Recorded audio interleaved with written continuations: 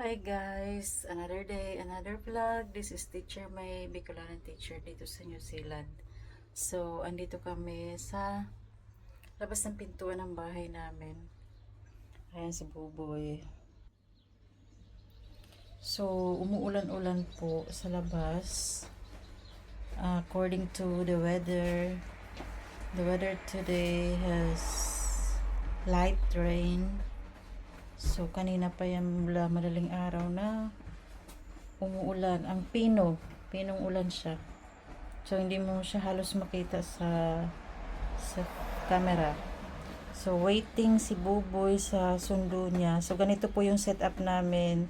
8:20 araw-araw ay susunduin si Buboy ng kanyang friend na ka-schoolmate niya. So, Filipino din po. Kasi hindi ko siya Mami, ikaking papu kayan.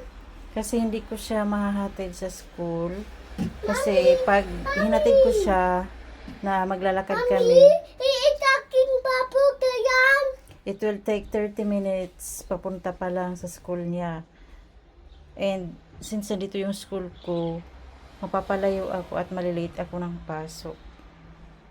So, sasabay siya doon. Kinukuha siya dito sa bahay at hinahatid pag hapon. So, yun yung setup namin everyday.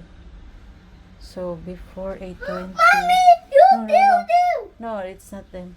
So, before 8:20, dapat ready na siya.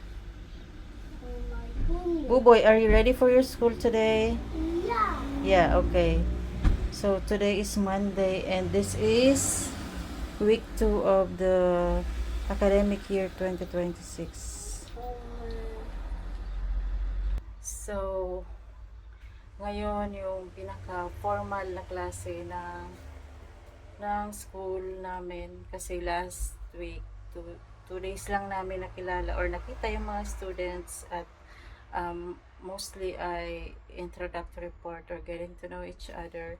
So, this week talagang mag-introduce ka na pahapyaw ng lesson, kung ano yung expectations from them the whole year or every day. So, yun po yung ganap today.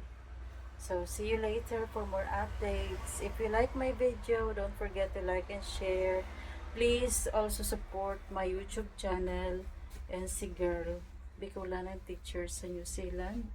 And my Facebook page is NC Girl Journey. Thank you for watching. Bye!